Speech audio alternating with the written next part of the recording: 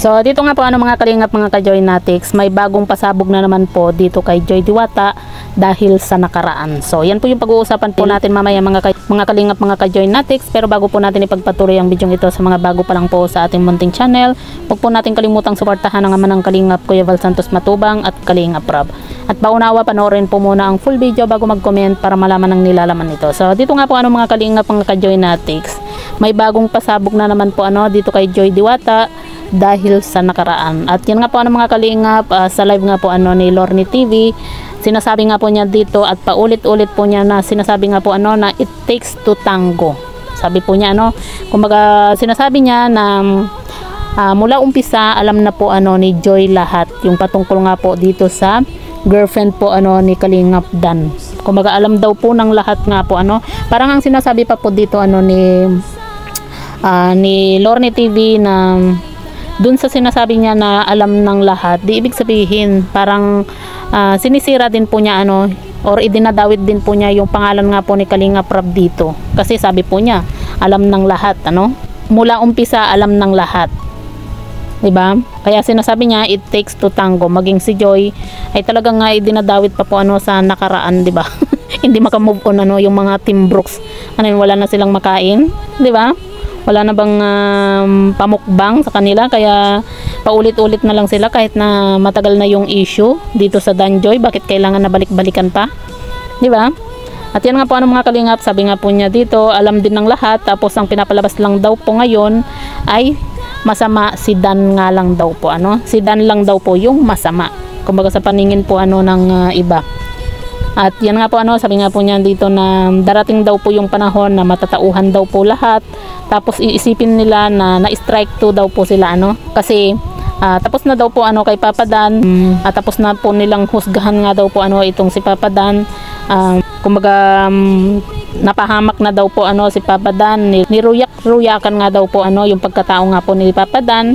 At yan nga po marirealize nga daw po ng lahat, dadating daw po yung panahon na marirealize po ng lahat na at lalabas nga daw po yung katotohanan bakit kay Dan lang daw po sila nagalit. Dito naman po para sa atin naman po mga kalingap, mga ka-Joynatics, ipagpalagay na po natin sabihin na po natin kunyari lang po to kunyari alam ni Joy, uumpisa pa lang. Bakit sa tingin ba nila kahit pa sabihin po natin na alam ni Joy, may magagawa ba si Joy? 'Di ba? Siyempre si Joy, kumbaga susunod lang naman po yan sa utos, 'di ba? Kaya bakit talagang hanggang ngayon idinadamay pa rin itong si Joy kahit na tapos na yung issue, kumbaga alam na lahat yung patungkol sa asawa girlfriend ni Kalingap Dan, 'di ba? Nagva-vlog na nga yung girlfriend ni Kalingap Dan di ba? Parang yun din yung habol yung pagba-vlog, kaya pumasok sa isang relasyon na 'di ba? Na alam naman niya na merong love team itong si Kalingap Dan, 'di ba? Kumbaga kahit tapos na po yung issue nga po dito nga po sa Danjoy. Ewan ko dito sa Team Brooks, bakit kailangan na balik-balikan pa nila yung patungkol dito sa issue ng Danjoy na matagal nang tapos, matagal nang mga naka-move on, maging si Joy, 'di ba? Mga viewers. Yun, hindi ba nila matanggap na sa kabila ng nangyari, patuloy na marami po yung nagmamahal dito kay Joy, 'di ba? Lalo na po ngayon na mapapabahayan na po ulit itong si Joy. Kumaga hindi nila matanggap na tuloy-tuloy yung blessing ni Joy kahit na wala na yung love team, 'di ba? Bakit kailangan na ulit-ulitin at sasabihin pa na it takes to tango? Alam naman po natin na sumusunod lang po sa utos itong si Joy Diwata dahil nga po sa nasa Kalingap po siya Bakit hindi na lang manahimik itong Team Brooks, lalo na po itong si Lorne TV sa kakangawa? Yun, gumagawa sila ng issue dahil sa views, kaya inuulit at inuungkat nila yung nakaraan, 'di ba? Kumbaga marami na naka-move on na ang lahat sila yung hindi maka-move on doon sa nangyari sa Danjoy. Hindi pa ba sila masaya na wala nang itinatago si Kalingap Dan? At kung tutuusin po mga kalingap, sabihin na natin kunyari alam ni Joy yung sa about sa girlfriend po ano ni Kalingap Dan. Dapat si Kalingap Dan yung kumbaga aayaw na, 'di ba? Kung tutuusin, dapat si Kalingap Dan yung aayaw na dun sa love team kasi syempre siya yung lalaki. At saka si Joy naman, sumusunod lang naman po yan sa utos. 'Di ba? At saka bakit, kung tutuusin, bakit yung girlfriend ni Kalingap Dan, bakit pumapayag pa rin siya? Alam niya na sila na ni Kalingap Dan, buntis na. Tapos bakit pumapayag pa rin siya na may ka-love team itong si Kalingap Dan kung tutuusin, 'di ba? Dahil ba sa nakikinabang din sa bigay ng sponsor, 'di ba? Kumbaga dito po ano mga kalingap, kumbaga ayaw man po natin na ungkatin din po yung mga nakaraan.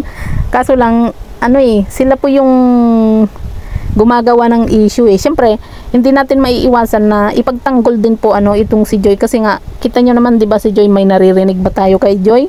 Tahimik lang tahimik lang itong si Joy. Kahit na grabe na yung pandalait sa kanya, yung mga below the belt na pangbabash. Tapos laging ipinagtatanggol itong si Kalingap Dan na kesyo daw tapos na daw yung mga ano na kay Kalingap Dan na yurak-yurakan. 'Di ba? Bakit si Joy ba hindi ba nababash? 'Di ba nababash din naman po itong si Joy? Kaya bakit inuungkat pa po nila itong nangyari na ito? Lalo na itong si Lorne TV, 'di ba? Bakit kailangan pa niyang ungkatin? Para may mapag-usapan? Para magka-views? 'Di ba? Tapos yung sinasabi pa po nila na marirealize daw po nila na dadating daw po yung panahon na lalabas ang katotohanan. Darating yung panahon. Kailan pa yung panahon na yun? Bakit hindi pa ilabas ngayon para matapos na? Nung una si Kuya Brooks yung nagsasabi nung nawala na yung Danjoy, nag-iingay, kesyo daw may pasabog kay Joy. Iyon pala lang, wala naman siyang pasabog kundi ngawa-ngawa lang kumbaga sinasabi lang na may alam si Joy, etc. etc. 'Di ba? Wala naman silang may ng pasabog dito kay Joy kasi sila naman po talaga yung kung tutuusin sila yung mas malaki yung napakinabangan 'di ba? Yung bang kung magsalita sila parang hindi sila nakinabang. Samantalang nung may Danjoy pa, grabe yung mukbangan nila, grabe yung malaki rin, marami rin silang napakinabangan sa views. Sa lagi nilang topic yung Danjoy, 'di ba? Doon pa lang napakinabangan na po nila yung Danjoy. Tapos ngayon inuungkat na naman nila para may mapag-usapan. At paulit-ulit pa na sasabihin na it takes to tango. Kahit pa sabihin na natin na merong alam ni Joy ang katotohanan mula umpisa. Wala naman pong magagawa si Joy, 'di ba, kundi sumunod. Kaya dito sa ginagawa ni Lorne TV po mga kalingap. Kumbaga nasisira din po si Kalingap Rob kasi binabanggit niya dito na alam daw ng lahat. O ibig sabihin maging si Kalingap Rob alam ang lahat, alam din niya yung patungkol dito sa girlfriend ni Kalingap Dan, 'di ba? Kumbaga ang malaking may kasalanan po dito ay si Kalingap Dan kasi bakit mayroon na siyang girlfriend tapos hindi pa niya pina-stop yung love team. O bakit kung hindi pa po nabisto, tuloy-tuloy pa rin po yung Danjoy, 'di ba? Hanggang ngayon naloloko pa rin po tayo ni Kalingap Dan. Tapos sasabihin niya wala siyang girlfriend, etc. etc. 'di ba? Tapos ngayon sinisisi or inaano nila itong si Joy na alam naman daw ni Joy. Pambihira. Minsan nakakagigil din po itong mga Team Brooks lalo na itong si Lorne.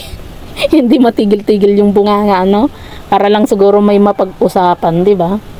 Wala na ba silang ibang may content kundi yung balikan na lang yung nakaraan, 'di ba?